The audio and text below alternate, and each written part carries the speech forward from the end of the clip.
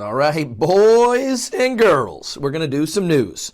So we're going to bring out a new marketing segment. It's going to stay on the website in the university portal. What this one's going to be about is weather and carrier updates, because we know if you're following our newsletter, as many of you are, we try to put out up-to-date information because it seems to be changing by the minute. We all know that 2023, worst amount of insurance claims on record. 2024 is not looking any better, and we're going to get there. But we're going to roll back a little bit. So bunch of information I got here on the computer that we want to go over. Obviously, to kind of get you ready for what's happening. We know that rates are continuously going up, and I think they're going to continue to go up, unfortunately. So prior to 1990, if we do a look back, there were only 30 weather claims that were over $1 billion. 30 prior to 1990, right? In 2020, we had 22 separate billion-plus dollar storms. 21, we had 20. 22, we had 18. 23, we had 15 billion, right? So you can understand that, again, whether it's climate change, whatever you want it to be, when Texas started getting a fourth season, people started paying attention. The rates are going to continue to go up. So what we want to go over is 2024, which we're already just past first quarter of 2024. What's going on in 2024, right? So latest statistics, and we like to watch this because all of our carriers last year, when rates were skyrocketing and we're seeing 30, 60, 91% renewals when the average used to be 10, 12%, they're like, well, you know what? If 2024 stays calm, we'll be good in the summer, possibly 2025. I'm going to bet against that racehorse, and so here's why. So already in 2024, severe storms that are impactful resulted in losses of $57.62 billion with 53 events already in quarter one. Economic damage totaling $114 billion in losses already in 2024. Wildfires, drought, or heat waves, $20 billion worth of economic damages. Flooding and winter storms, we're already at $6 billion across 16 events. Winter storms, $3.4 billion with 11 events.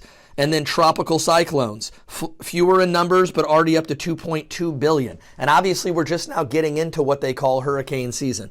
So I think 2024 is going to be a bit of a rough ride. I think it's probably going to surpass 2023. Now, with the amount of claims in 2023, quarter two, what happened? Most amount of insurance claims filed in one quarter. Then reinsurance, that's where your carrier, no matter who you have, buys their insurance, reinsurance, they raise their rates by 50%. Now, when you take reinsurance rates going up, we know that lumber rates constantly teeter. They spiked 360% during the pandemic, subsequently came back down to 2014 levels. But when you combine all that, it's the perfect storm of nonsense.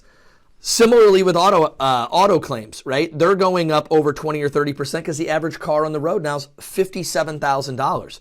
So when typically you're driving around, people used to have, on the high side, 250, 500, 100 limits. That 100 limit means 100,000 in property damage. Well, a new Ford F-150 is $88,000.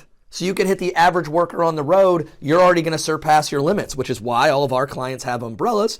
That's for another day. But repair costs have gone up, auto claims have gone up, home repair costs are up over 19% since 2020.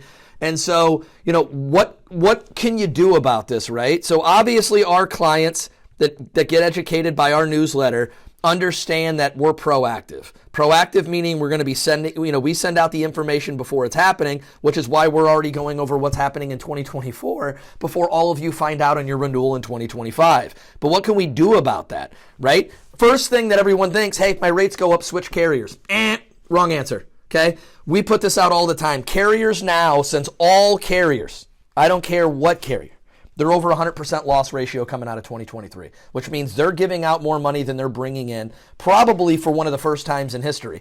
So one of the things they're doing is getting rid of bad risks. Some of them aren't taking on any new business. Some have gone into receivership and bankruptcy. We're not going to name carriers, obviously, but there's a lot of them that were A-rated that are already going out of the market. But they're getting picky, and they have to. And so the roof, when it used to be 15 years or older on a roof, it's going to become 10. Most of them are going back to percentage wind and hail deductibles, which we haven't seen in the independent market in a long time. And so you have all this going on. But one of the things they're caring about is tenure, loyalty. So anybody that's out bouncing around from carrier to carrier to save $200, the problem is if you were at 5 years at carrier A and you moved over to carrier B to save $800, but carrier B's not storming the weather too well, the first thing they're going to do is purge the least tenured clients. So now's not a good time to break up unless you're saving 50%, which isn't going to happen unless you've been stuck at a carrier for 15 plus years. So a couple of the things that you got to be mindful of, is constantly looking at your policy. So even with our clients, have a renewal meeting. You have to look at your policy. They're like gardens. If you don't tend to them, weeds are going to grow. So you have to look at your renewal. Okay. Now, when we look back on any client we've had since 2018 to now, the highest they're up is 20%, right? 20% over 5 years, where if you were taking a normal 10% renewal, they would be up 50. So our clients aren't feeling it because we're using data, carrier, strategic situations, and putting a plan together. But that plan requires your client and carrier and everybody sitting down to the table to figure out what you can do. You can raise deductibles. You obviously want to make sure you're bundling policies. Obviously, you can use telematics, which are the driving apps now, which is a big way because the more data they can get, the better they can help you save. Payment and billing, whether you're doing paid in full or 2-pay plans to save money that way. Modifying certain coverages. Maybe some are fat and happy. Maybe they're not needed anymore because the kids are out of the house. Improving credit. This is one that's not talked about, so let's talk about it. Your credit score is one of the biggest factors on what you're paying in insurance. It is a financial product. So you have what's called an insurance score. That's credit history and claim history. How many claims? How bad's the credit? This is all going to affect your rates. So when you jump around too, they pull your credit. So you want to make sure that your credit's in good standing to do that. And always jumping around's not the answer. The other thing I want to leave you with before getting off here, looking at the amount of losses already happening in 2024, is do not make unnecessary claims. So what's an unnecessary claim? Typically glass claims, roadside claims. Now obviously you have roadside for a reason. The reality of it is it's there in worst case scenario. But if you happen to have a family with an old fleet of cars and you need roadside more than 5 times a year, I would suggest buying a roadside plan with a company that only offers roadside. So it's not getting reported on your comprehensive claims because comp claims count. Comprehensive is anything other than collision, glass, theft, hail, you hit a deer, etc. It's all on there. Because people always go, I didn't know that it was a claim. It's a claim. So you have to watch your comprehensive claims. We've seen people getting canceled because they're using comp too much. The other one is glass claims, right? We understand you want OEM glass, but there's no reason to pay $1,900 for a windshield when somebody else can install that windshield for $700, $500, $200. We work with a ton of glass companies, but we see people blow up their rate or get unloaded in a single year because they had 5 cars that needed a windshield.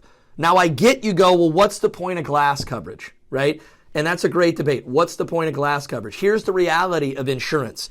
It's called property and casualty insurance, meaning worst case scenario. It's not inconvenience insurance. And in the current times where carriers are having wildfires, and for every house that burns down, they're only collecting $3,500 to pay out $400,000, they're upside down. So the people that are going to nickel and dime their insurance like that, now's not the time to do that. And so what you're going to find is when you make these little claims, instead of waiting for the big one, once you have that big one, you get unloaded. And so carriers aren't unrealistic, and insurance works when it's done correctly, but people have to understand how and when to use it. So that's what we're bringing to you. That's what's going on in quarter 1 of 2024. We'll be back in quarter 2.